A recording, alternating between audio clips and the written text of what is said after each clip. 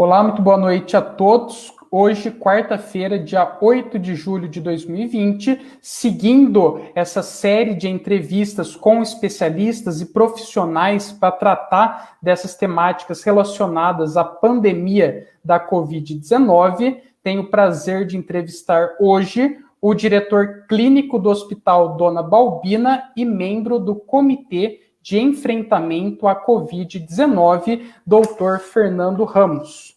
Dr. Fernando Ramos é formado pela Faculdade de Medicina de São José do Rio Preto, membro titular especialista do Colégio Brasileiro de Cirurgia Digestiva, membro associado da Sociedade Brasileira de Cirurgia Bariátrica e Metabólica, membro associado da International Federation of Surgery of Obesity, diretor clínico, como eu disse, do Hospital Dona Balbina e também diretor técnico do Centro de Atenção Psicossocial de Porto Ferreira. Eu acho que pronunciei o nome da federação em inglês de forma correta. Muito obrigado desde já por ter aceito o convite da entrevista, Dr. Fernando. Queria que você, então, pudesse fazer as suas considerações iniciais.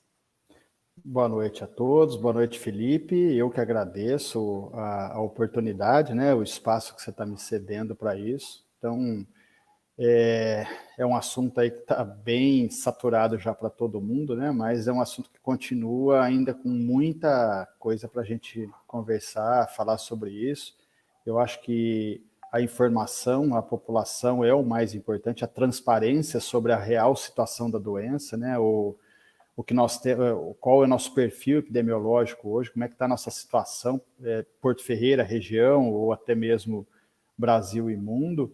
E então é um prazer estar aqui, tá? Uma honra aí o convite, e aceitei de coração, e vamos lá.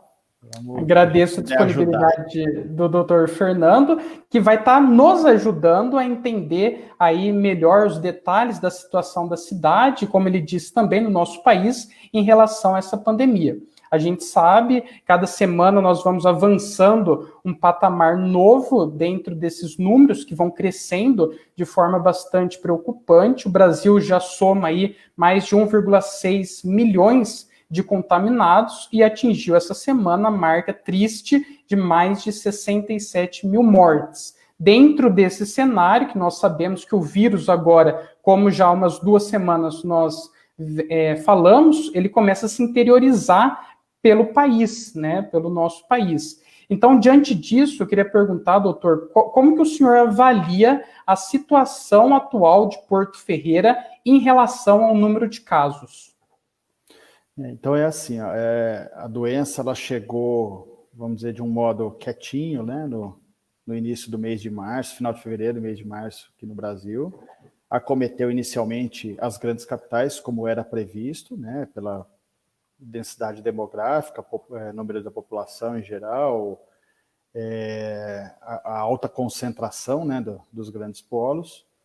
E num primeiro momento passou-se a impressão de que ela não avançaria para o país de uma forma uniforme, como ela veio, né? Ou seja, ela cometeu, nesse momento ela está mostrando que ela está cometendo o país do mesmo jeito, da mesma forma que ela pegou as grandes capitais, ela agora está pegando as cidades do interior, não só de São Paulo, mas de todo o país. Obviamente, o interior de São Paulo acaba sendo muito afetado por ser o estado mais populoso, né, do país. Então, aqui os números realmente são maiores do que comparados às outras localidades.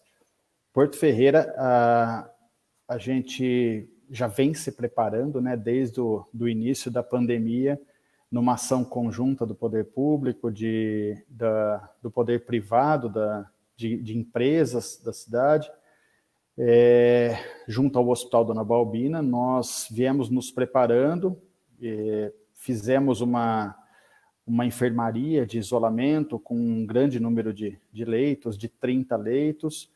Conseguimos montar uma UTI específica para o tratamento da Covid-19, uma UTI que atualmente, nesse momento, está com 5 leitos ativos, né?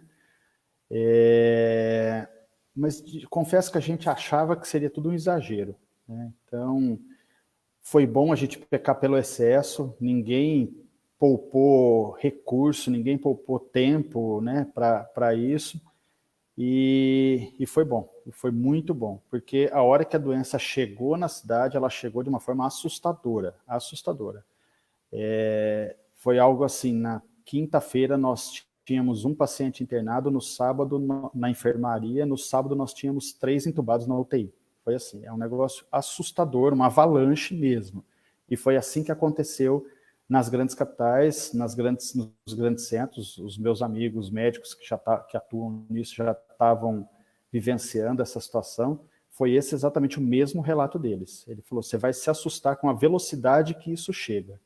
Então, hoje nós estamos numa situação crescente, tá? Números em ascensão geométrica aí, diários, aumentando muito, tanto o número de infectados em isolamento em residência, quanto o número de internados. Tá? Os números vêm aumentando dia a dia, em nenhum momento desde o início dessa crise na cidade, infelizmente, nós tivemos uma situação que diminuiu. Tá? Então, desde que isso tudo começou, ele só aumentou até agora.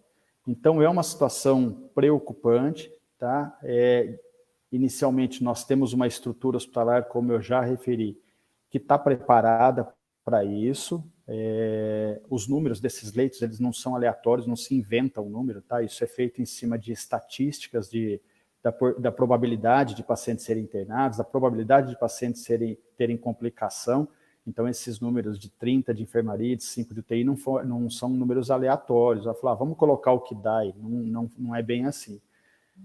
Inicialmente, uma coisa que nos assustou também foi que o índice de pacientes complicados, ele acabou sendo um pouco acima da média, do normal, né?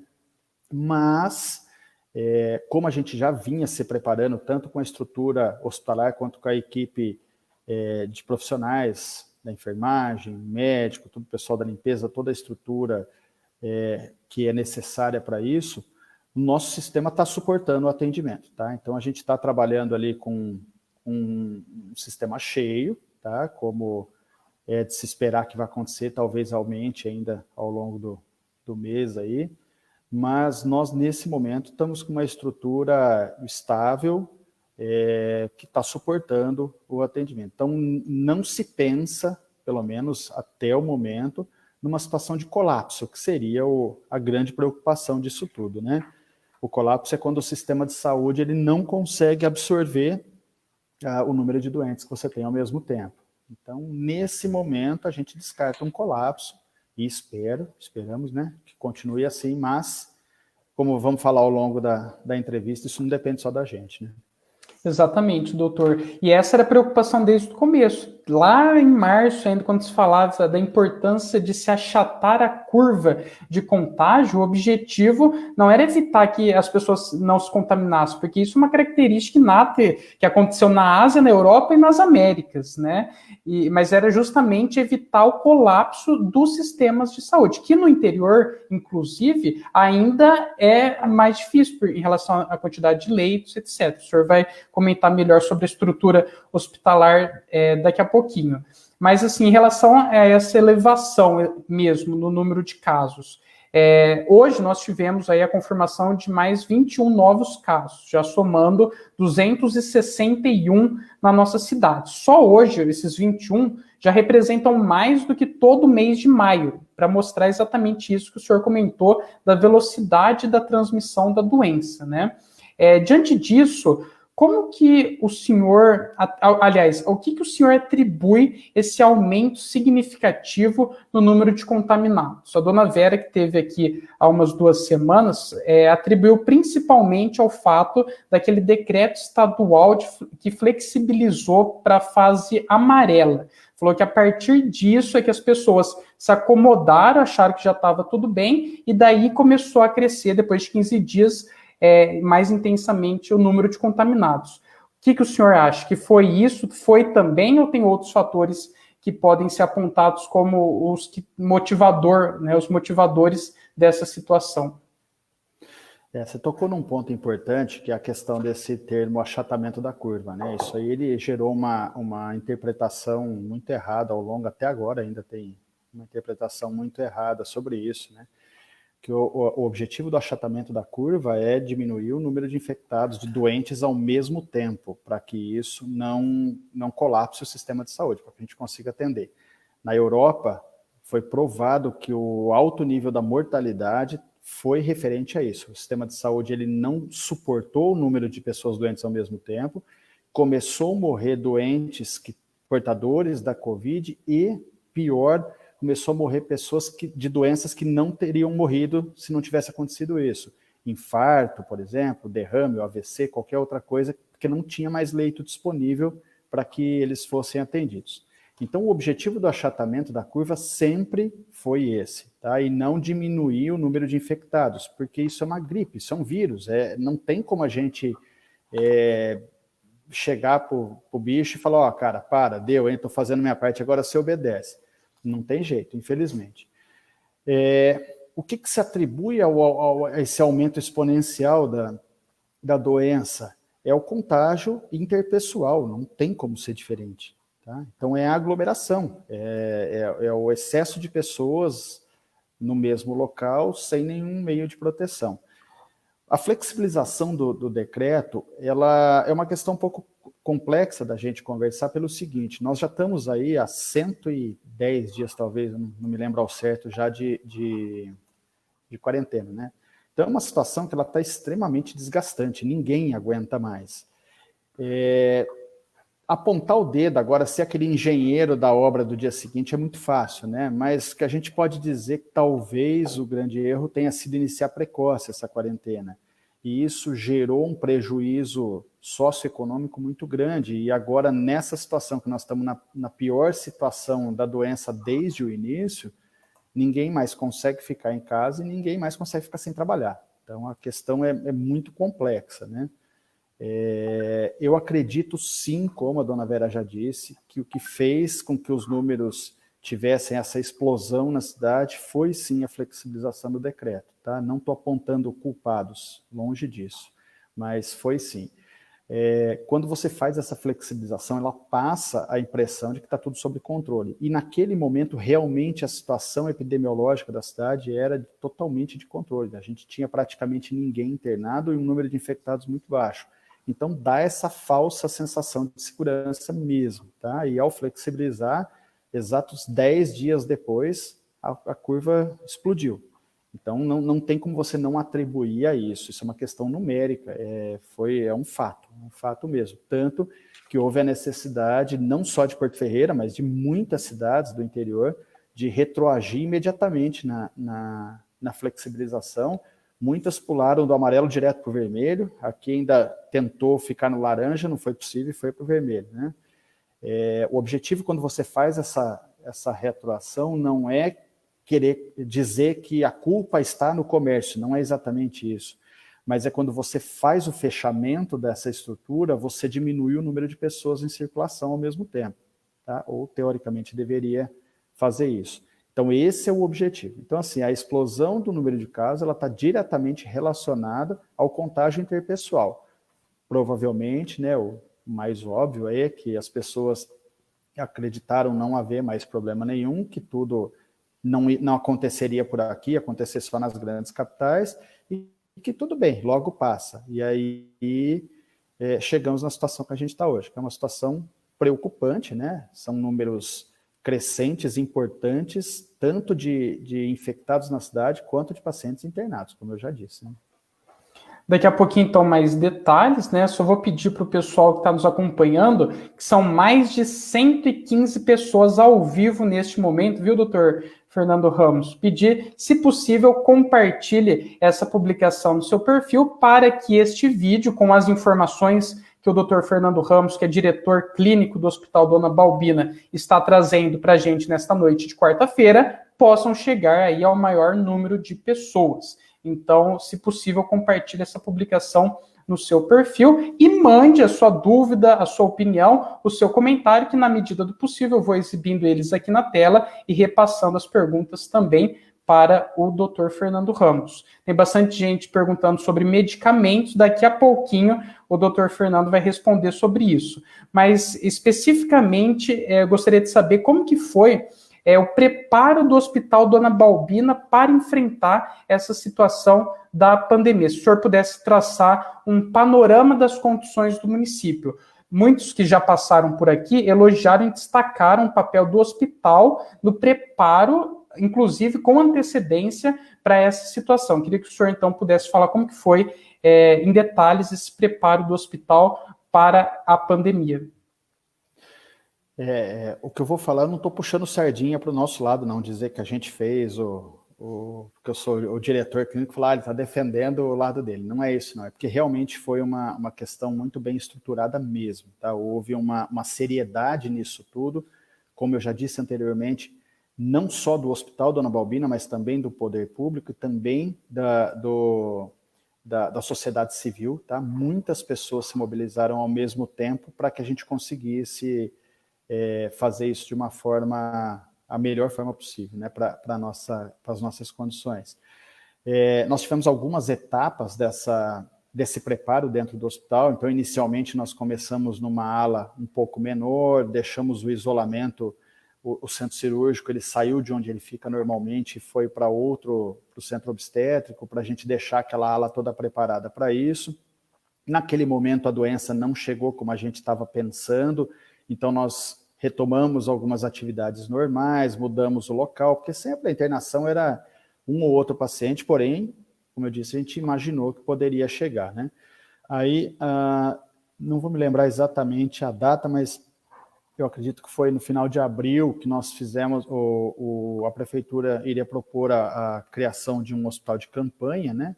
E aí houve uma ação conjunta da administração, do corpo clínico, dos médicos do hospital, para que esse investimento, ao invés de ser feito numa outra estrutura, para contratar novos profissionais, equipamentos, que ele fosse feito dentro da nossa entidade. E foi isso que nós fizemos. Então, nós criamos aquela ala, nós apelidamos carinhosamente de covidário, né? Nós criamos aquela ala num setor mais isolado do hospital, que é o setor da clínica médica. Foram criados 30 leitos de enfermaria, e no local onde ficavam a nossa pediatria, que são boxes separados, foram criados os leitos de UTI lá dentro para receber, né, esses pacientes. Inicialmente a gente achava que não teria, que seria tudo aquilo um exagero, mas em nenhum momento houve uma tentativa de se poupar investimentos nisso, muito pelo contrário, tá? Foi feito um grande investimento conjunto, e mesmo com esse risco de não ter que usar, vamos dizer assim, né? É lógico que a gente torce para que não use, obviamente, né? Mas foi feito-se uma estrutura grande, como não tem na região, tá? Isso eu posso te afirmar. E como eu tenho muitos amigos que trabalham em cidades de grande porte, capital ou outras cidades grandes do interior, que elogiam muito essa estrutura toda que a gente fez e a coragem de se fazer isso, mesmo sabendo que a doença poderia não chegar, né? Mas, assim, sempre foi a meta, porque não dava para você fazer isso depois que acontecesse. A gente tinha que estar preparado. E se a gente não tivesse feito esse preparo, muita gente provavelmente não estaria até hoje aqui, depois desse surto que aconteceu na nossa cidade. Né? Melhor prevenir do que remediar, né? Geralmente é realmente a melhor saída, né? Temos a participação aqui da Manuela, da Elaine, da Cláudia, da Beth Sodré. Temos também a participação da Maíra, da Carol, da Marlene, da Maria Lúcia Fratini. Então, quer dizer, temos participação de várias pessoas aqui. E dentro ainda dessa temática que o senhor está comentando sobre a estrutura que foi montada para atender as pessoas contaminadas da Covid-19, como o senhor avalia nesse momento a ocupação dos leitos, tanto os de UTI quanto os demais leitos? E sobre os novos leitos de UTI... Pode falar. Não, pode falar. Não, então eu Desculpa. vou concluir, então. E daí, dentro disso ainda, sobre os novos leitos, se eles já estão em atividade e como funciona, o senhor já até havia comentado na última pergunta, como que está funcionando a ala do hospital dedicada ao tratamento dos infectados? Porque fica aquela preocupação com a contaminação, mas eles estão localizados geograficamente em lados diferentes, é isso?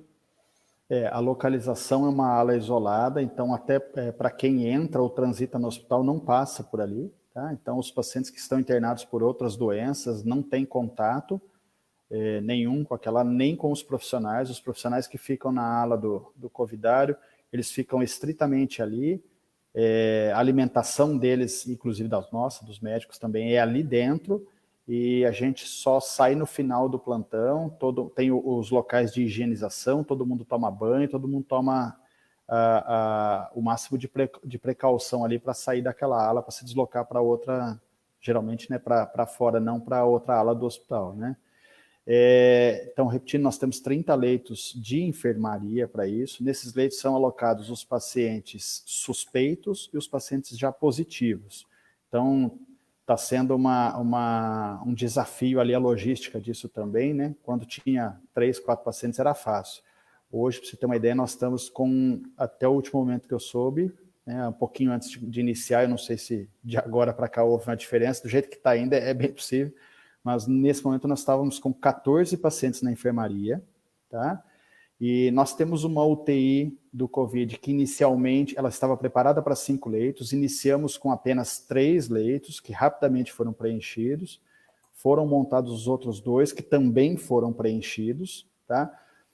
Nesse momento, nós estamos com 4 pacientes na UTI do Covid, por quê? Porque um dos pacientes que estava ali já está acima de 25 dias de internação, já foi feita a nova testagem desse paciente, ele já não é mais portador do vírus, portanto não é um transmissor, então nós tiramos esse paciente, foi uma questão logística também, e colocamos ele na outra ala, na outra UTI, na UTI geral do hospital, para que a gente disponibilizasse o leito caso houvesse a necessidade. Então, nesse momento, nós estamos com 14 pacientes na enfermaria e 4 pacientes de UTI, dentro da UTI do Covid.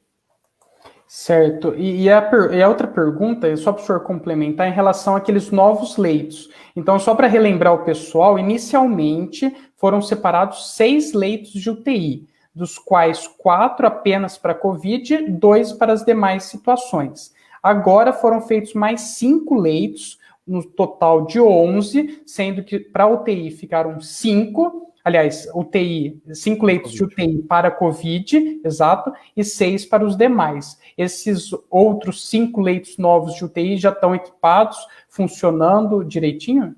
Tudo. Assim, nós temos uma UTI geral de 6 leitos, tá, com 4 leitos destinados ao SUS, 2 leitos destinados a pacientes de convênio, de saúde suplementar e particulares, né?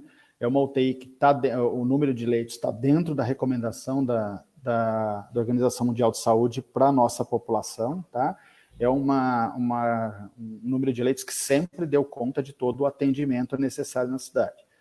Com o advento da Covid, a gente se preparou porque achou que não seria possível, e ainda bem que a gente se preparou, porque realmente não seria possível. Então, houve essa mobilização para montar os leitos novos, né? Como inicialmente a gente começou com 3, que rapidinho foi preenchido, e atualmente 5. Então, assim, em números, nós temos hoje 11 leitos de terapia intensiva no Hospital Dona Balbina, tá? 5 destinados exclusivamente à Covid, numa ala isolada, e 6 na UTI geral, certo? Então, os pacientes com outras doenças que não o Covid, que necessitem de UTI, eles têm a UTI geral para utilização, como sempre foi e como sempre funcionou.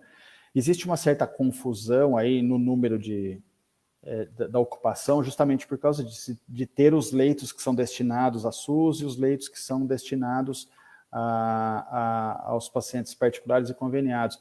E isso, eu reitero, não é uma culpa do hospital, não é uma culpa da prefeitura, isso é uma determinação do Estado, da DRS, que é a Diretoria Regional de Saúde, são eles que determinam esses números de leitos para cada cidade, né?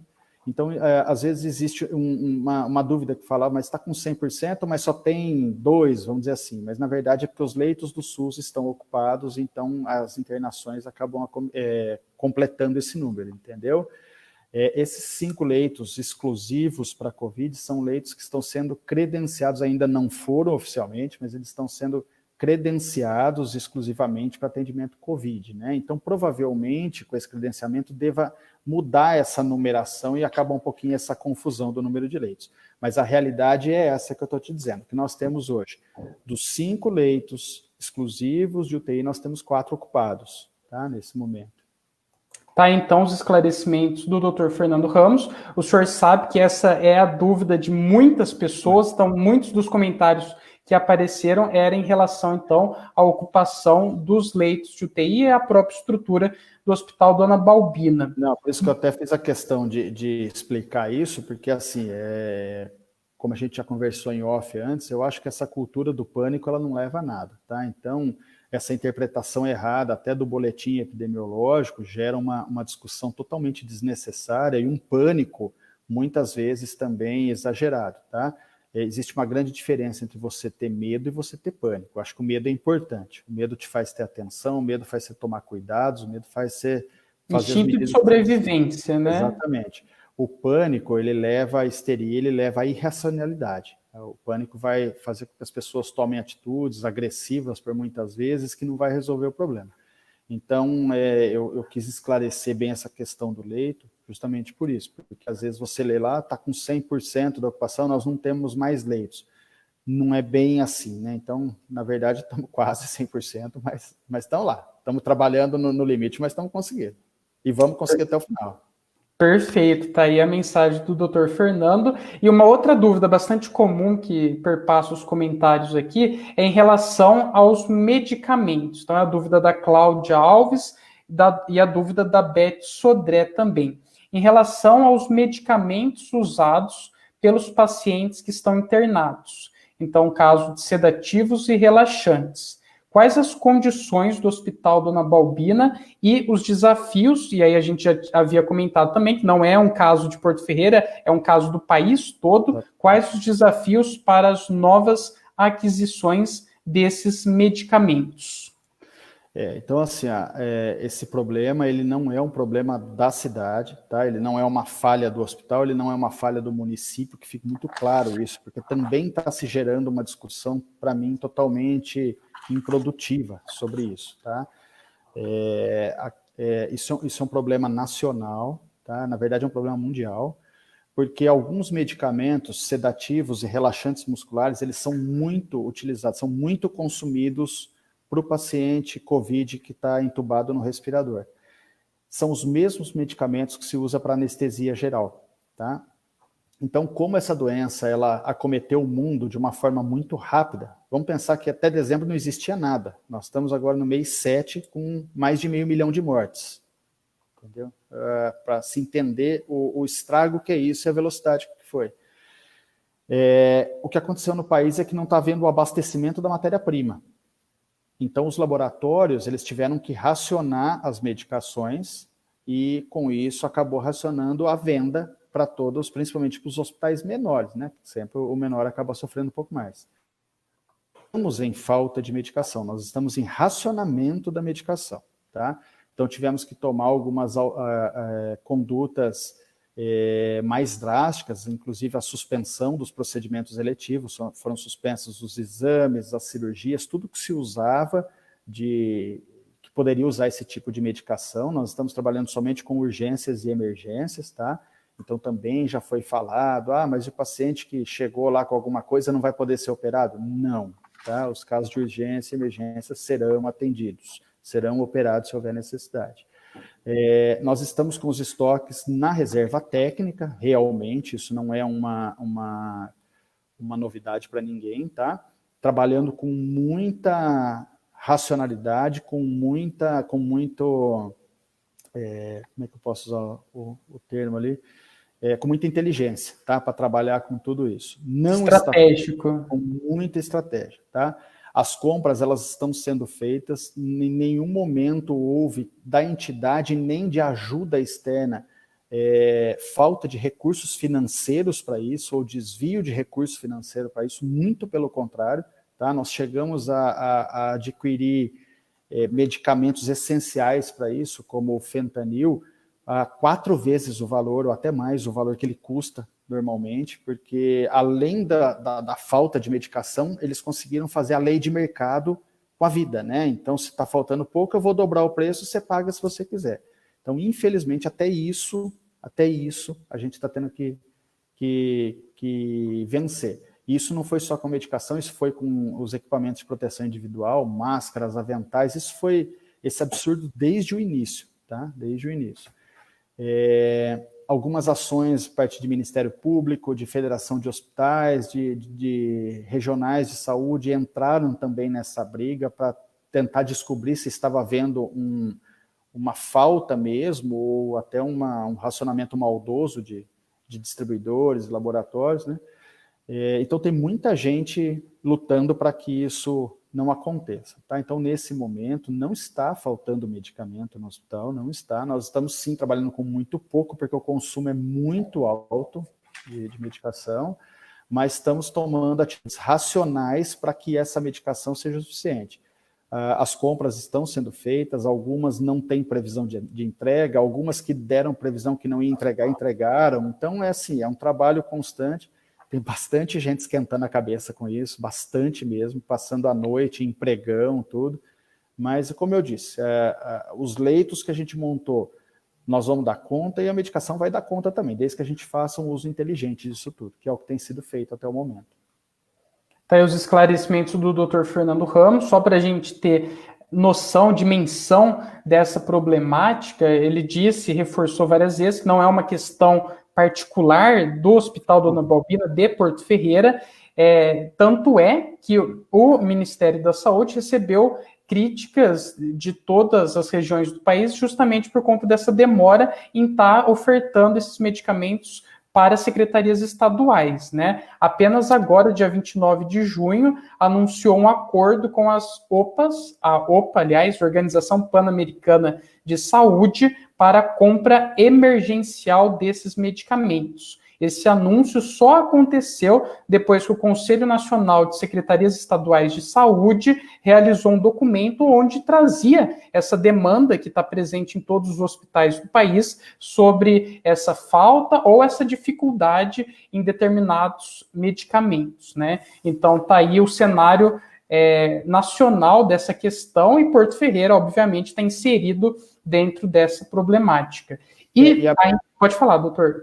A medicação, ela não faltou justamente por a gente ter tido um preparo estratégico antes, tá? Não é a primeira vez, desde o início da pandemia, que os procedimentos eletivos são suspensos. Não é a primeira vez, tá?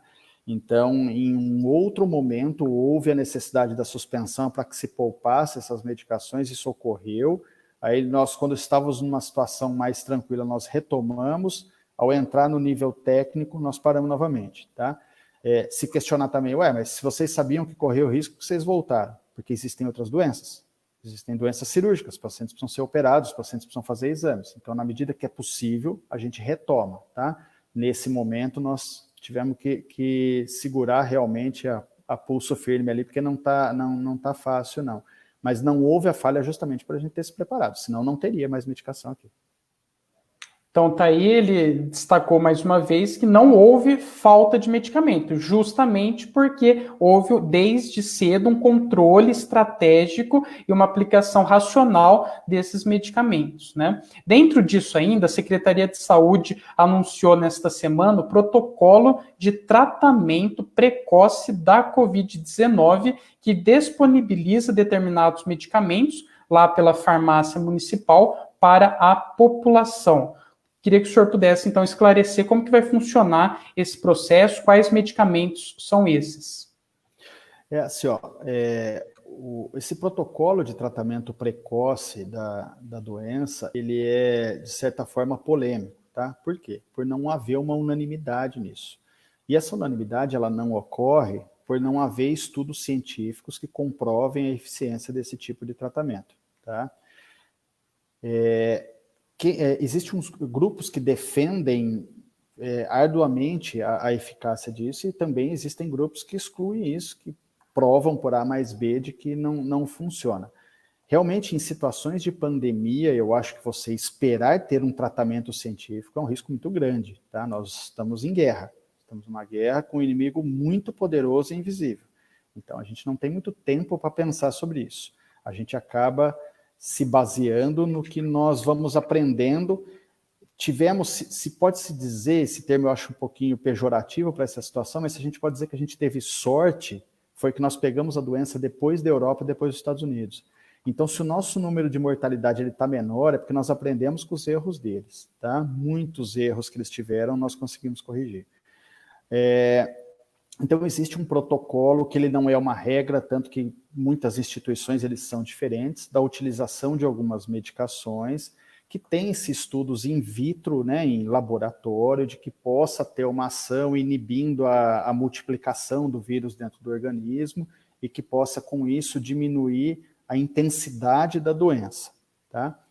Os grupos que defendem apresentam dados, pode ser que sejam todos reais, eu não acredito que estão publicando dados de maldade, muito, muito longe disso, mas tem que se entender uma coisa, são números especulativos, não se existe um estudo que comprove isso. O meu grande medo nessa situação do tratamento precoce é que as pessoas elas se mediquem e deixem de tomar as atitudes que realmente são comprovadas que inibem a doença. O distanciamento social, a utilização de máscaras e a higiene. Isso é comprovado. Então, as medidas especulativas, pode ser sim, elas são, os resultados aparentemente são resultados positivos, estamos acreditando e torcendo para que isso seja real, tá? Mas ainda não podemos afirmar, e muito menos dizer que fez isso, está resolvido o problema, tá? Então, em conversas com a senhora Vera Visoli também, a gente acabou opinando e acabamos introduzindo algumas medicações que têm sido utilizadas, principalmente a ivermectina, né, que é um antiparasitário utilizado para o tratamento de doenças parasitárias, que tem o resultado em laboratório, que eu disse, de inibição da replicação do vírus, mas não se pode comprovar que isso seja real também no corpo humano, tá? Na verdade, menos de 10% dos medicamentos que têm resultado in vitro têm o mesmo resultado in vivo. Tá? Só para acrescentar, não querendo interromper o senhor, sobre isso a Adriana Arruda pergunta se o vermectina deve ser usado como prevenção. Então, aí entra nessa, eu vou concluir aqui, e é sobre isso que eu quero falar. Então, menos de 10% dos medicamentos que têm resultados positivos em vitro, eles têm em vivo também, tá? Então, dizer que no laboratório ele deu certo, então vai dar certo com a gente, é especulativo, tá? Mas a ivermectina, ela é uma droga já amplamente utilizada no Brasil e no mundo há mais de 40 anos, é uma droga segura, tá? É uma droga que tem pouco ou nenhum efeito colateral, então eu não vejo mal em que a gente possa associar isso como uma tentativa de tratamento precoce. Lembrando, nós estamos numa pandemia, nós estamos em guerra, nós não temos tempo para estudo nesse momento, tá? Então, ele é mais um artifício baseado em evidências de alguns grupos que têm mostrado resultados positivos, esperamos que isso seja real, então foi disponibilizado isso na rede pública, mas não como um protocolo escrito, você deve seguir isso. A liberdade da prescrição, ela está no profissional, né? Então, o que a gente fez foi um trabalho para que isso fosse disponibilizado, para que as pessoas tivessem acesso a isso pela rede pública. Em relação a ser preventivo ou de tratamento precoce, também é especulativa, não tem como te dizer se está certo ou se está errado. Então, os grupos que defendem a utilização dessa droga, eles defendem que se faça uma dose antes mesmo, né, de sentir nada, como uma forma de prevenir. Eu não sei te dar essa resposta, eu acho que ninguém sabe, Felipe, de verdade, tá? Se vai funcionar, se não vai, a gente não sabe dizer. Mas é o que eu te disse, é uma droga que ela é segura, sim, falar para ela que é uma droga perigosa é mentira. Ela é uma droga segura, ela é uma droga que tem poucos ou mínimos efeitos colaterais, então eu acho que isso é uma arma para a gente tentar que fica à disposição para a gente tentar utilizar. Mas lembrando, não faça disso a solução, isso não é a cura, não existe a cura da doença, não existe, infelizmente. Eu queria que tivesse, tá? Se tivesse a cura, a gente não estaria com uma ala toda isolada para isso, não tinha morrido 500 mil de pessoas. Se fosse um protocolo 100% seguro e eficaz, não haveria 500 mil de mortes no mundo, o mundo inteiro estaria usando isso. Então, são todos medicamentos, todos protocolos especulativos, alguns com os resultados realmente positivos. Espero com muita fé que isso seja verdade, mas por enquanto a gente não pode afirmar. Por enquanto é máscara, distanciamento social, isso principalmente, distanciamento social e higiene.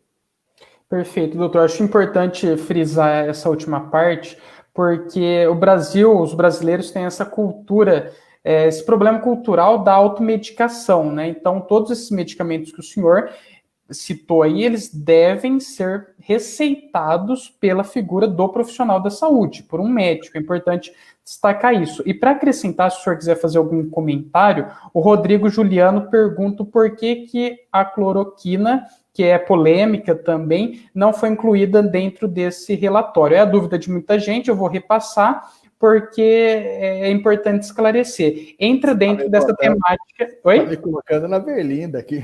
Eu só estou repassando. E entra dentro dessa temática que não há comprovações científicas sobre ainda, né? Assim, existe um estudo mundial que ele é capitaneado pela Universidade de Oxford, na Inglaterra, e ele é um estudo multicêntrico de vários hospitais grandes do mundo todo, que vem sendo feito desde o início da doença. Ele se chama Recovery, e é ele que baliza todas as atitudes que a gente toma, tá? Esse estudo, a última publicação dele há pouco mais de 15 dias, eles têm essas publicações normalmente quinzenais, a cada 20 dias eles soltam um protocolo novo, as atualizações. Eles contraindicaram o uso da hidroxicloroquina para pacientes internados, por mostrarem, pelo estudo deles, não haver eficácia. Então, desde então, nós retiramos isso, ele estava sendo feito nos pacientes internados, e desde então foi retirado isso do protocolo, tá? Só que esse estudo está baseado em pacientes internados, ou seja, numa fase já mais avançada da doença, tá? Não se fala isso de estudo precoce. Não existe uma evidência, novamente falando, da eficiência da cloroquina no tratamento precoce. A gente usa o termo, fala que os estudos se excluem. Existem muitos estudos positivos e muitos dizendo que não funciona. Então, eles se excluem. Então, acaba sendo muito baseado em experiências de grupos menores, que isso não é a forma mais racional de se fazer uma ciência para tratamento, tá? Então, a cloroquina, inicialmente, ela não foi colocada nesse protocolo, nessa disponibilização da prefeitura, por não haver evidências e porque ela é uma droga, apesar de também ser muito conhecida, de já se fazer uso há muitos anos, ela é uma droga que, diferente da ivermectina, que tem poucos ou nenhum efeitos colaterais, os efeitos colaterais da cloroquina são mais agressivos, tá? Como arritmia e morte súbita. A probabilidade disso acontecer provavelmente é pequena, tá? Mas a exposição a um risco que a gente não sabe, tá? Então, assim, eu penso que é possível que a gente coloque isso, tá? Tanto que essas coisas elas mudam dia após dia, semana a semana. Por enquanto, nós não encontramos uma evidência forte que nos justifique colocar uma medicação nesse momento que possa promover algum tipo de risco maior. Então, é por isso que não foi colocado. Não é nada de bater o pé, não vai fazer, não é isso. Pode ser que a gente mude amanhã, a gente faça diferente. É uma coisa que muda a cada tempo. Perfeito, tá aí então as explicações técnicas do Dr. Fernando Ramos, que é um profissional da área da saúde, médico, como a gente já comentou. E um outro ponto interessante também de se comentar é em relação a... Você já tinha adiantado, né? Mas como é complexo, e para deixar isso mais claro para as pessoas que estão nos acompanhando, desde o começo se fala da valorização dos profissionais da área da saúde. Queria que o senhor então comentasse um pouquinho da rotina que é a atuação no dia a dia, cuidando desses pacientes que estão contaminados, como é, por exemplo, o processo de descontaminação dos equipamentos de proteção individual que os profissionais de saúde estão utilizando, como que é estar em contato e saber que está em contato direto com pessoas que estão com vírus, ter esse sentimento, medo, porque todos nós somos vulneráveis a isso, mas ao mesmo tempo ter uma função nesse momento tão essencial de poder curar essas pessoas. Como que é um pouco dessa rotina profissional e desse sentimento agora, nesse momento? É um sentimento ambíguo, né? É o sentimento do medo e do prazer ao mesmo tempo, né? É um desafio, tá? Um desafio de todo mundo. Não é simplesmente dos médicos, tem que se entender que tem muita gente envolvida nisso, desde a recepção, médicos, pessoal da limpeza, pessoal da farmácia que dispensa medicação, é muita gente envolvida nisso, tá?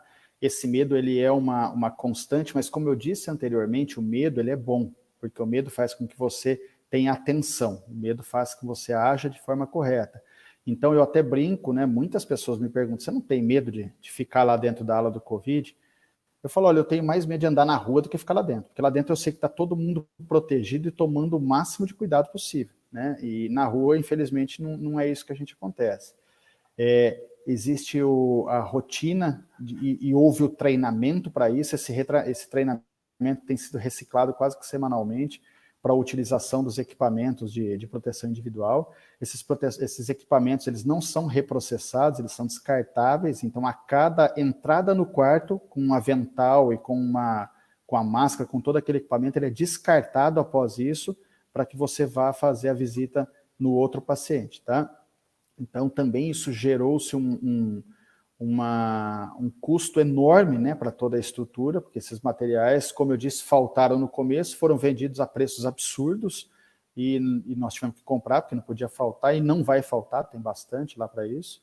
Então, existe tanto dos médicos, quanto dos enfermeiros, quanto do pessoal da limpeza, que são os que ficam mais presentes e atuantes dentro da ala do Covid. Houve um treinamento para isso, tá? Um treinamento que tem sido reciclado, treinamento sobre a doença, sobre a utilização dos equipamentos, sobre o manejo desse tipo de paciente, para que se reduza ao máximo o risco de contaminação, tá? A gente tem medo, lógico que tem medo, eu sou pai, eu sou marido, eu sou filho, né? Então eu tenho medo sim disso aí, mas ao mesmo tempo isso é gratificante, porque você saber que você está podendo ajudar tanta gente, né? Um momento único aí da história, né? Da nossa geração, e você saber que você está podendo ajudar tanta gente, a cada pessoa que a gente dá alta, que você vê melhorar, a cada paciente que sai da UTI, é uma emoção muito diferente, é um negócio muito diferente mesmo. Tá? Eu não vou falar que é muito boa, porque a gente está vibrando com a doença, não é bem isso, pode parecer pejorativo, né? Mas é uma sensação bem diferente. Eu publiquei essa semana, nós demos alta para a dona Claudete. A dona Claudete foi uma paciente que ficou de 16 dias da UTI, 15 dias entubada. Era uma paciente que no começo a gente achava que ela não duraria 2 dias, e que está em casa. Então isso para nós é uma vitória. Tá? Para ela é uma vitória infinitamente maior do que a nossa. Então isso é muito emocionante. Então são momentos assim que fazem valer a pena. Como a gente tem uns resultados positivos muito superiores aos negativos, então eu acredito que todo esse medo está valendo a pena para todo mundo. Todo mundo que está ali dentro está trabalhando feliz, não está trabalhando com medo, não. Está trabalhando feliz, está trabalhando disposto e fazendo o que tem que fazer. Fica aí, então, respeito e admiração de nós que estamos aqui aos profissionais da saúde, que, como já se tem dito muitas vezes, estão na linha de frente nesta guerra contra a pandemia, e profissionais da saúde, aí a gente se entende como médicos, enfermeiros e todos aqueles que estão relacionados direta ou indiretamente com a funcionalidade dos hospitais, dos centros de saúde, porque é uma rede muito complexa, né? A dona Vera fez questão de destacar isso também, porque às vezes acho que é um nome ou outro, mas não, é uma rede muito complexa, então fica aí o nosso respeito e admiração por todos esses que estão envolvidos nessa importante missão, nesse momento, que é o combate à pandemia. Temos mais de 140 pessoas ao vivo conosco, acompanhando a entrevista com o Dr. Fernando Ramos, que é diretor clínico do Hospital Dona Balbina. Temos dezenas de comentários. Vou pedir mais uma vez, se possível, você que está nos acompanhando, se não compartilhou, compartilhe, se possível, essa publicação, essa entrevista no seu perfil, para que possamos atingir aí as informações que o Dr. Fernando Ramos tem trazido para a gente, possam atingir o maior número de pessoas. Doutor Fernando, um outro ponto que também teve bastante comentário em relação aos testes, a testagem, né? Qual que é o risco de o exame da testagem ser feito sem uma supervisão médica? Porque não é tão simples, né? São vários testes, cada um deles vai dizer uma determinada informação para quem avalia esse resultado. Então, é por isso a importância dessa supervisão. Então, aliás, estou perguntando para o senhor, né, qual que é a importância dessa supervisão e por que este profissional, os médicos, são tão importantes na interpretação do resultado do teste rápido. Parece uma pergunta simples, mas não é, tá? Essa é uma pergunta bem difícil, é um desafio até para a gente, porque existem vários tipos de testes, como você disse, né? Muitos desses testes a gente não sabe qual é a qualidade deles, porque foram testes que foram adquiridos novamente usando a situação, foram adquiridos em meio a uma pandemia, é o que poderia se conseguir naquele momento. Então, muitos testes, eles pode ser que tenham uma qualidade duvidosa, né? E para cada tipo de exame, existe um período adequado para que ele seja feito. Então, pode ser que muitas vezes a gente tenha resultados falsos negativos, por exemplo, por ter sido testes feitos em momentos inadequados. Não adianta sair correndo, vou lá testar para ver se está tudo bem comigo. Não é assim que funciona, infelizmente, tá?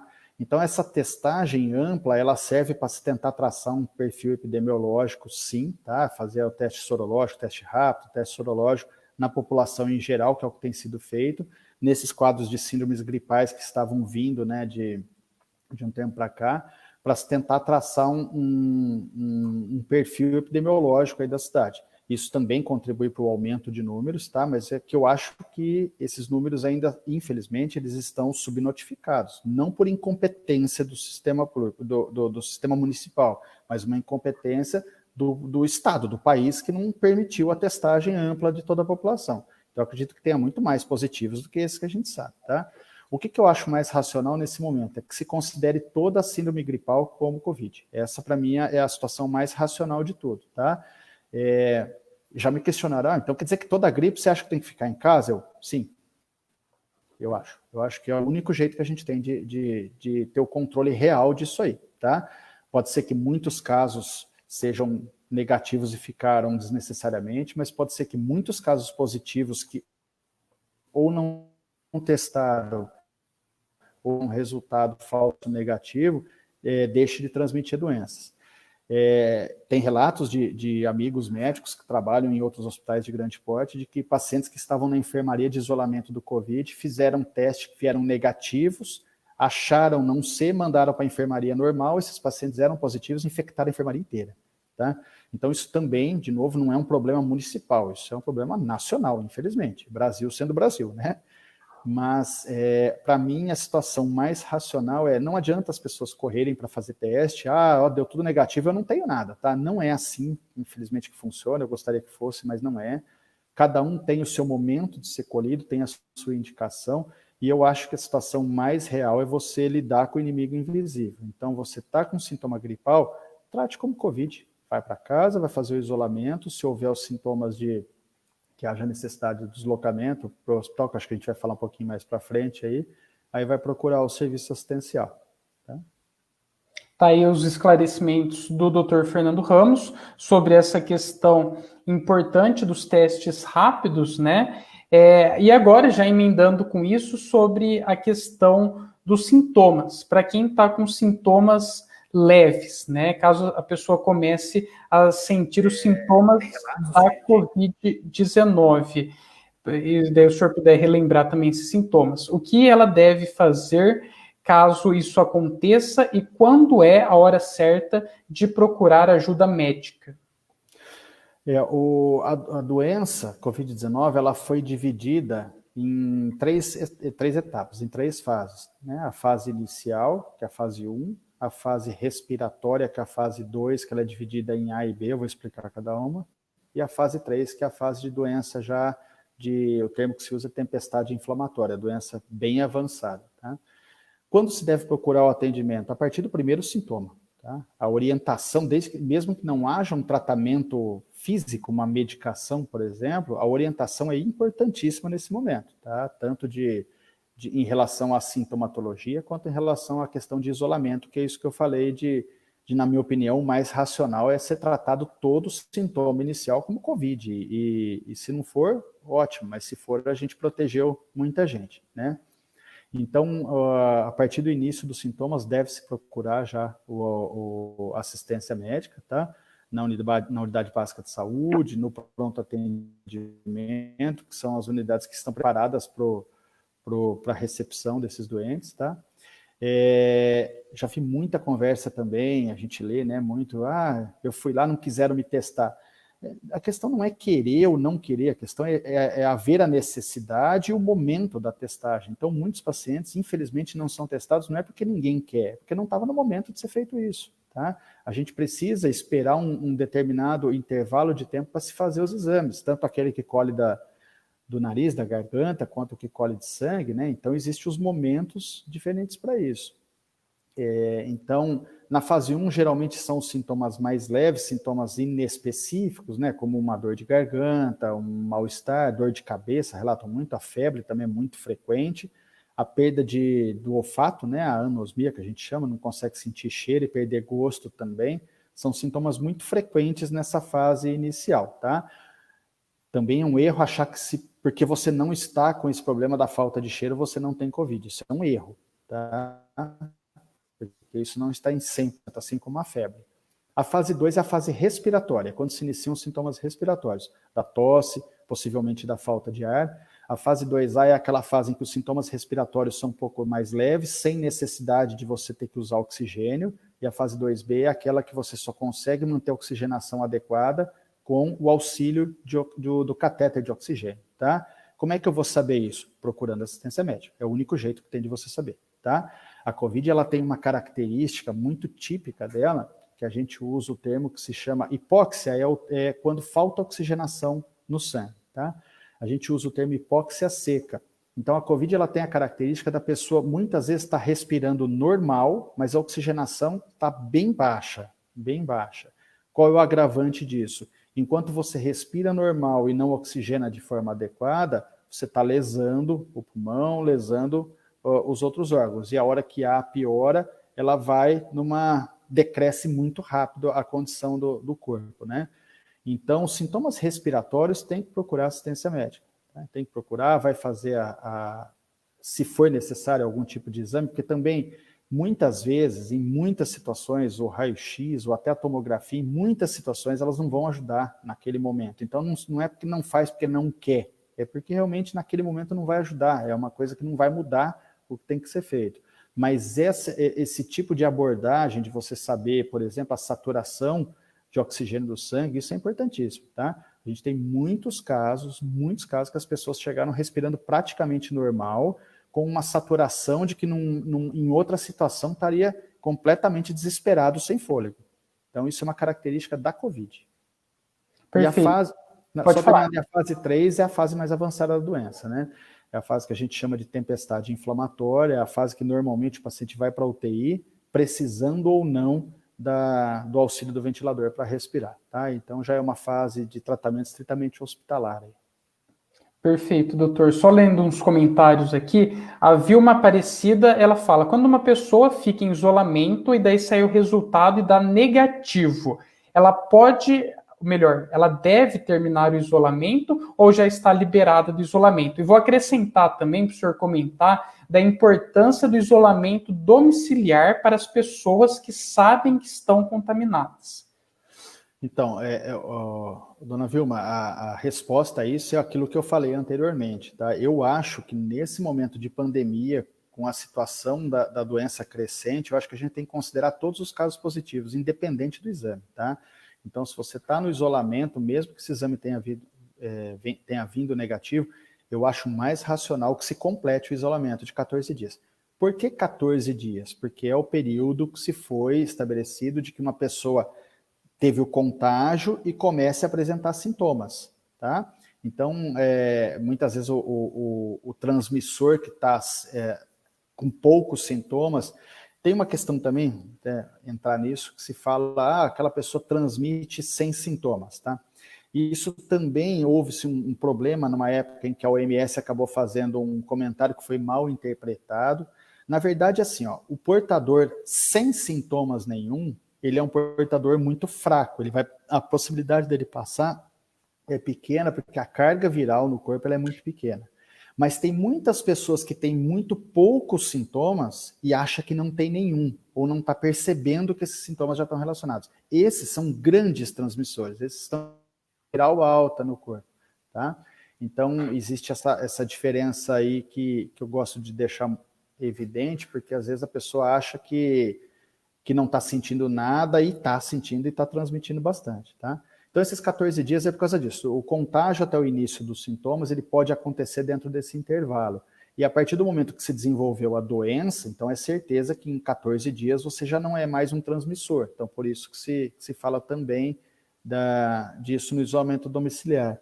Nos pacientes hospitalizados, a gente costuma segurar um pouco mais, tá? A gente aumenta um pouquinho para 21 dias de isolamento e os pacientes de UTI para até 25 dias de isolamento.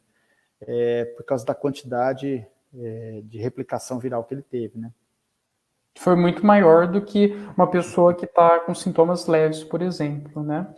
Sobre os testes ainda, só para voltar um pouquinho nisso, o Robson pergunta, nos últimos dias circulou nas redes sociais, que é um perigo, porque tem muita coisa boa, mas tem muita informação desencontrada também, uma entrevista de uma infectologista, aí ele está dando a fonte corretamente, que disse no programa Roda Viva que os testes rápidos não testam nada.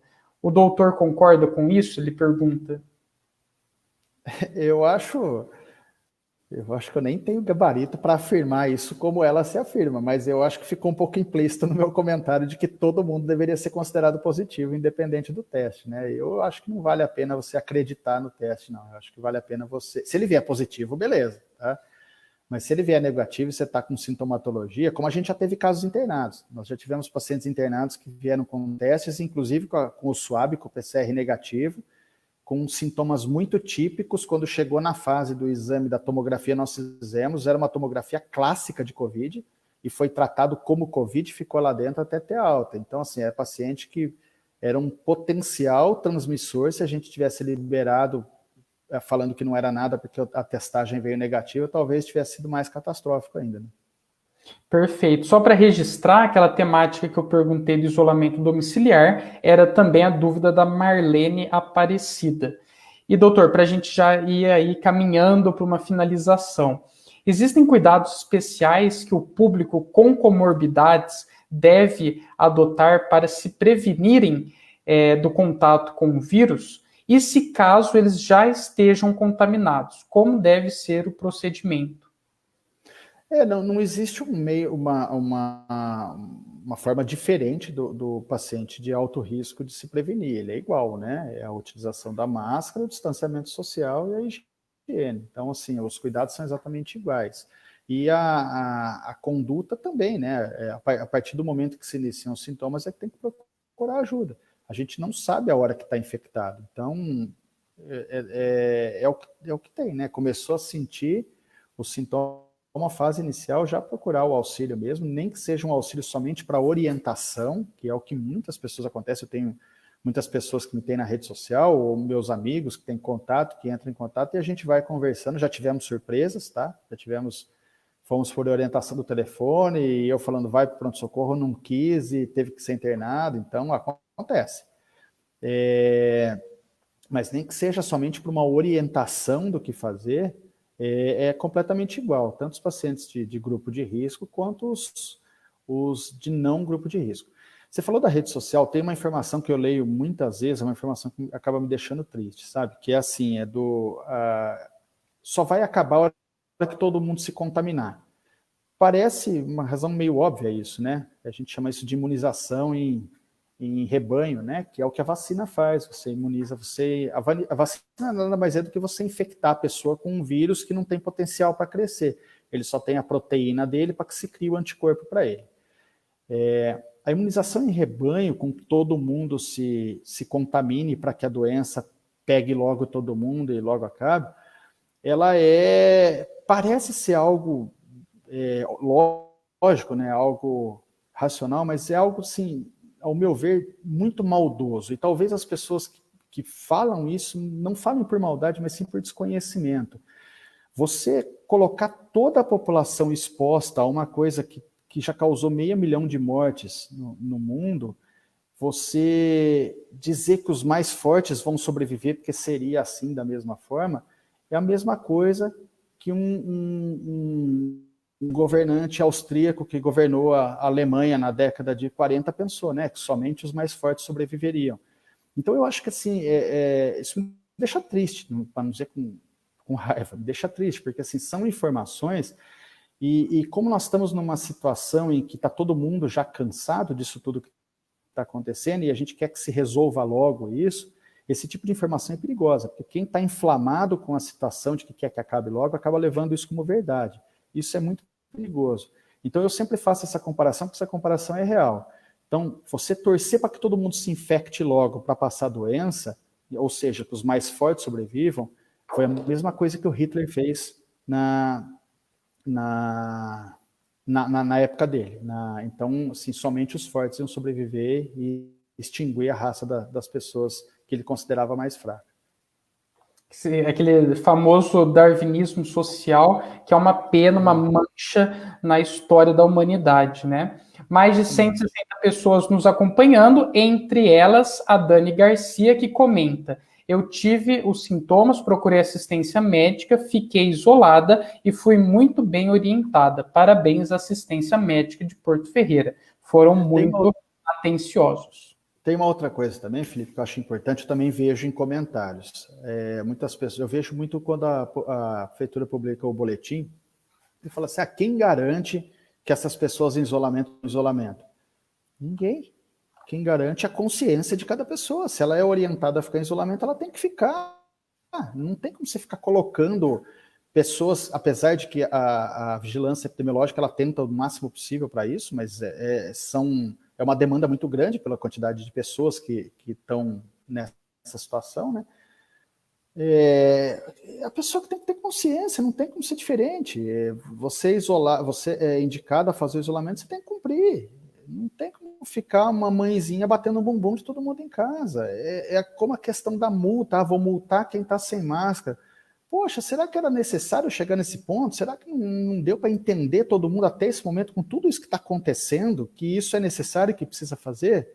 Então, assim, respondendo a esse tipo de questionamento, quem que garante que essas pessoas estão fazendo isolamento? Ninguém. A consciência da pessoa. Isso não é culpa do poder público, isso é culpa da humanidade, isso é culpa da população. A população tem que saber o que tem que fazer.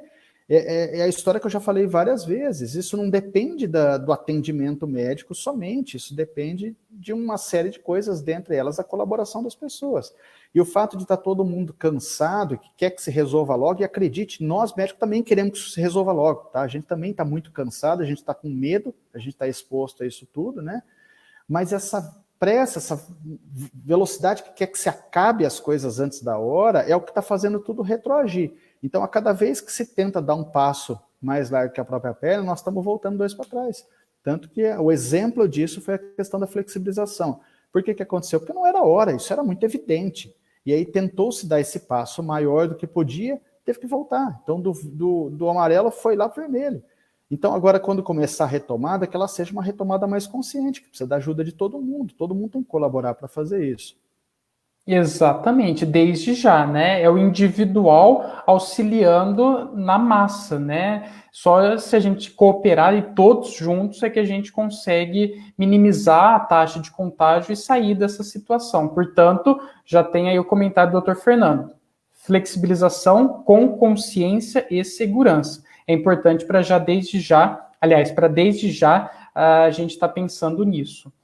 E trazendo esse debate que ficou aí, a grande parte dele, como deveria ser em âmbito municipal, mas inserindo também outras temáticas como o Brasil e o mundo. Queria perguntar agora, já direcionando para o final, com mais de 160 pessoas nos assistindo ao vivo, como o senhor avalia a gestão dessa crise pelo Brasil? Lembrando que hoje nós completamos 54 dias sem um ministro titular da saúde. O cargo é ocupado de forma interina pelo general Pazuello, que não tem formação na área médica, né? Então, como que o senhor avalia essa gestão da crise pelo Brasil e se a politização da pandemia pode ter colaborado para que hoje nós sejamos o epicentro da doença no mundo e já somemos aí a marca triste de mais de 67 mil mortes? Eu acho que você já respondeu a pergunta, né? É catastrófica, né?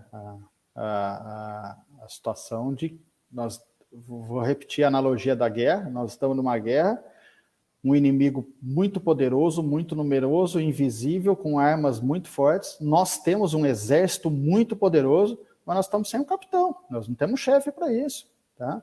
Então, assim, o gerenciamento disso tudo, com todo respeito, é catastrófico. Eu não quero entrar na questão de opinião política disso, né? Nem é o objetivo disso tudo, né? Mas é ridículo, para não falar outra coisa, tá? Em relação à politização, eu acredito sim, ela tem contribuído muito para a dificuldade do manejo da doença, né?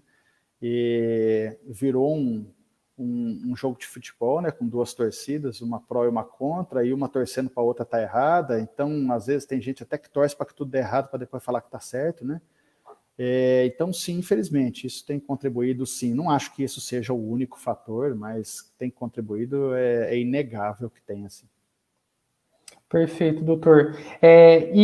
Assim, em relação ao famoso pico da doença, no começo muito se falava, o pico daqui uma semana, daqui 2 semanas, e depois pouco tem se falado disso. É possível prever agora quando que o vírus se estabilizará e os casos começarão a diminuir? Nesse cenário em que o Brasil começa a reabrir a economia depois de um longo período parado, é possível prever agora, é audacioso isso, prever quando o vírus se estabilizará aqui no nosso país e os casos começarão a diminuir? Então, várias vezes foi se falar do pico, isso também responde a pergunta, né? Se mostra que ninguém sabe, né? E continua sem saber, infelizmente, tá? Então, assim, o que se tem visto atualmente? Houve uma desaceleração do número de infectados e de óbitos no país, principalmente por causa das grandes capitais que desaceleraram, porém a doença cresceu muito no interior, né? Não dá para prever. O que a gente tem, eu sempre respondo essa pergunta também, eu falo que eu tenho duas opiniões, a técnica e a de fé, tá? Então, na minha opinião de fé, é que como aqui nós estamos com um atraso em média de 2 a 3 semanas das grandes capitais, da cidade de São Paulo, e lá começou a desacelerar, e na capital foi uma média aí de 40, 45 dias de ápice da doença, eu acredito que nós já estamos há uns 15 dias, que seja mais ou menos um mês aí, né? E lá para agosto isso começa a desacelerar. Mas eu estou falando com fé, tá? Não há nenhum tipo de argumento que comprove isso que eu estou dizendo. É uma questão mais observacional mesmo.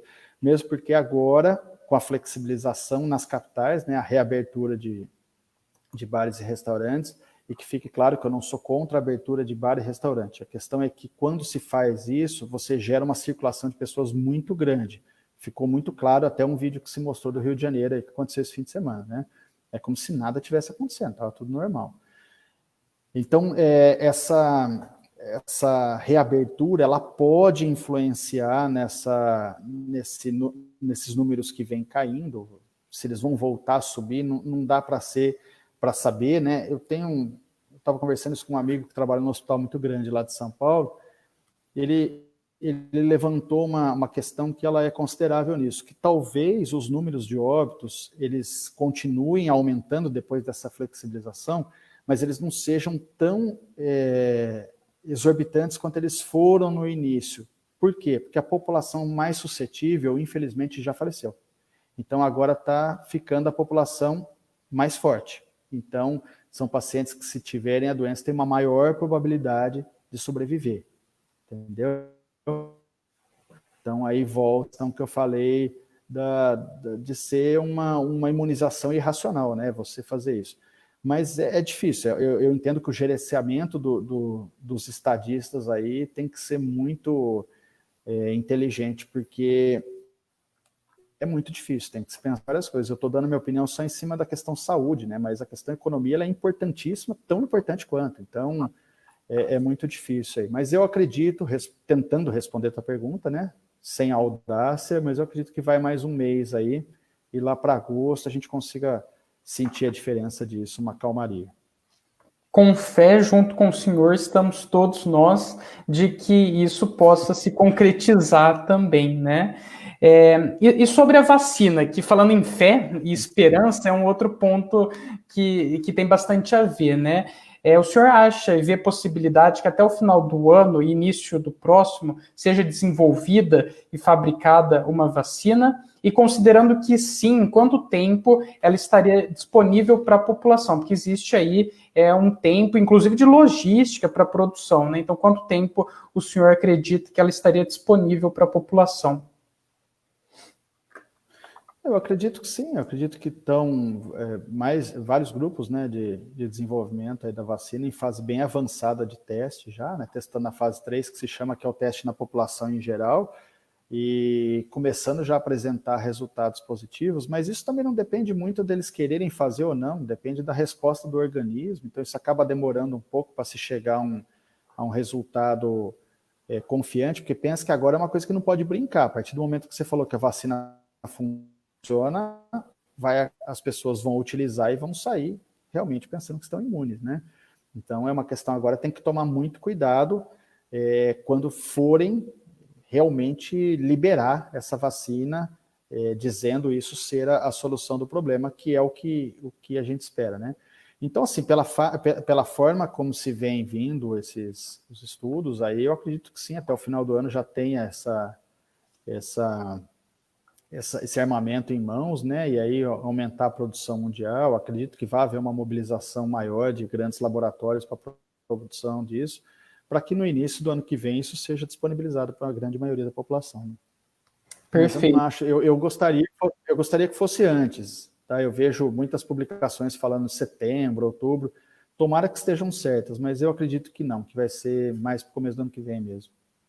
Mesmo porque é uma questão muito delicada, envolve saúde, envolve grandes quantidades, né? A gente está falando de bilhões de pessoas para essa vacina. Então, tem todas essas problemáticas que o senhor comentou. E para finalizar, uma última pergunta. Desde o começo você tinha falado da importância, não do medo, ou aliás, o medo, mas não do pânico, né? Eu gosto sempre de trazer essa pergunta no final, para que a gente possa, depois de se informar, porque é importante, né? Uma coisa é evitar o pânico, a outra é deixar de se informar. É importantíssimo estar atento aos dados, às informações, né?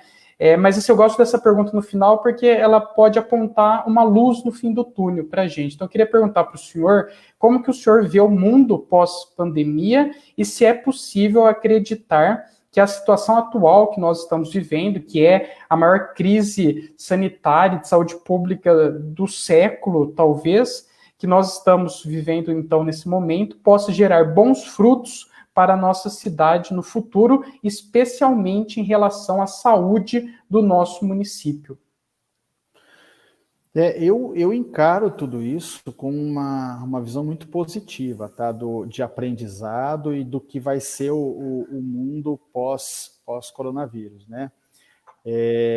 Eu acho que assim, isso mostrou para a gente a importância da liberdade, a importância de você ter contato com as pessoas, tudo que foi perdido ao longo de todo esse período que nós estamos passando, né?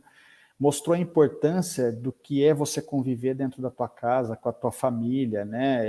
Eu tenho exemplo aqui dentro. Poxa, eu sempre me achei um pai tão presente até eu realmente ter que ficar presente aqui e ver quanto eu era ausente, né? Então isso é muito, serviu muito e para muitas pessoas eu acredito que tenha servido,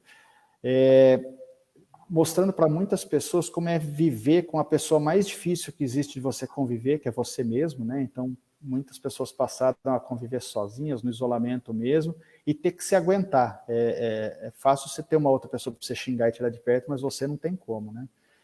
Eu acho que serviu para o planeta, para a questão de poluição, de tudo isso. Isso é nítido, né? Que a gente vê os vídeos, as fotos de tudo que está acontecendo. serviu para que todo mundo entenda como a saúde nossa é frágil, como um negocinho tão pequenininho que não dá nem para ver, pode causar um estrago gigantesco, como é importante que se tome medidas preventivas, por mais simples que seja, como a higienização de uma mão, uma coisa que assim, a grande maioria não faz, né, o mínimo disso dentro de casa. Eu vejo muita coisa positiva. Aliás, eu acho que eu vejo só positivo depois disso. É triste que para que nisso chegasse, né, a gente tivesse que passar por tanta dor, né, muitas pessoas perdendo pessoas tão queridas, tão próximas, e isso é muito doloroso, é muito triste, né?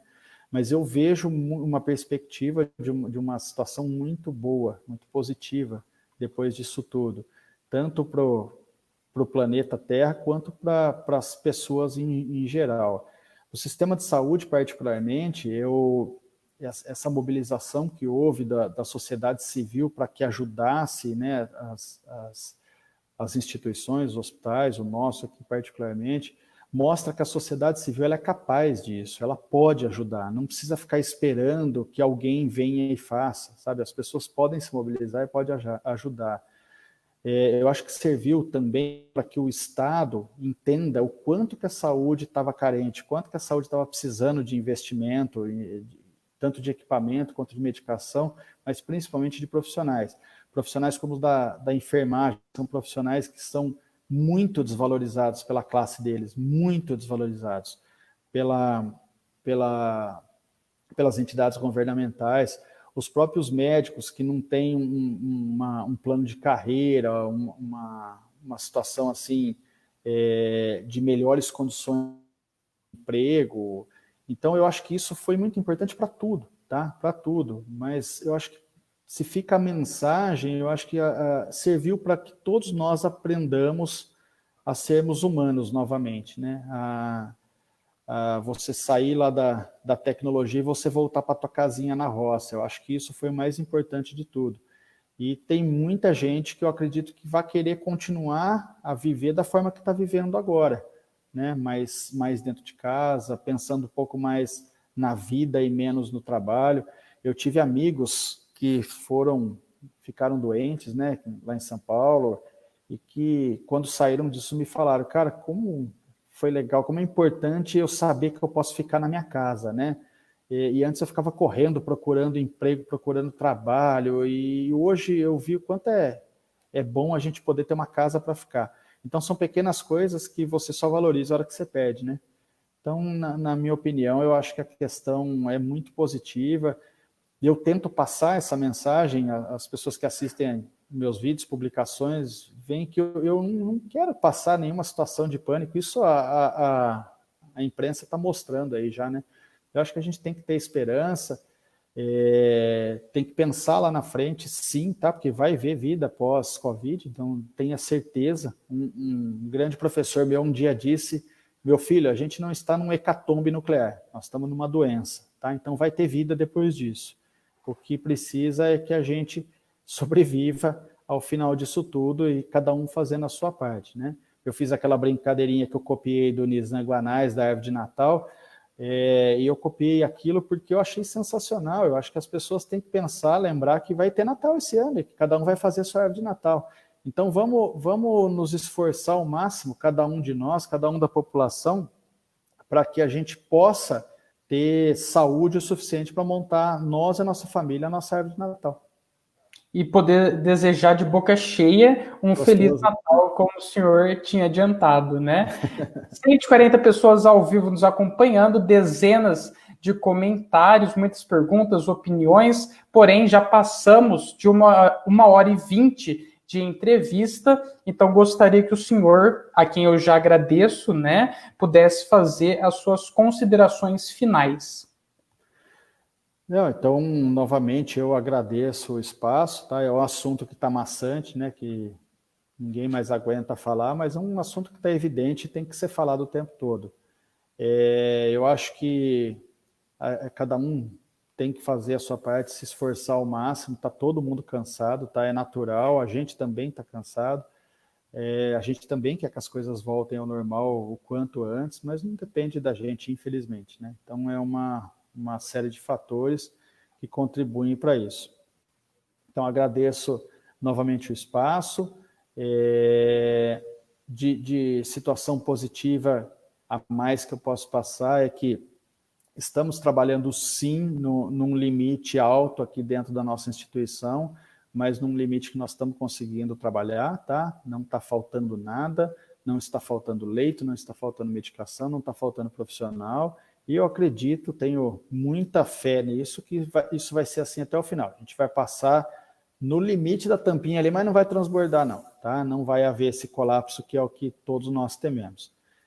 Então, desejar uma boa noite a todo mundo. Obrigado aí pela paciência de quem ficou até agora assistindo, né?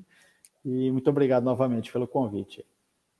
Perfeito, doutor Fernando Ramos. Foi um prazer, como eu disse desde o começo. Agradeço, então, a sua disponibilidade, a sua atenção por essa prestação de serviço à comunidade ferreirense. Você que é diretor clínico do Hospital Dona Balbina, membro do Comitê de Enfrentamento à Covid-19, levando essas informações importantes para a população aqui da nossa cidade. Agradeço também especialmente a todos aqueles que nos acompanharam, mandando a sua opinião, as suas dúvidas, né, interagindo conosco nesta noite de quarta-feira. Agradeço de coração, então, a todos que participaram, compartilharam, interagiram, e já adianto para todos que estão nos assistindo que sábado, dia 11, às 13 horas da tarde, excepcionalmente às 13 horas da tarde, a próxima entrevistada vai ser a Carla Borges, que é idealizadora do grupo Não Baixe a Guarda, para falar também da importância da mobilização da sociedade no combate, nas ações de combate à pandemia do Covid-19. Então, muito obrigado a todos. Boa noite, doutor Fernando Ramos. Bom resto de semana e final de semana aí. E boa noite a todos. Vou encerrar a transmissão da live.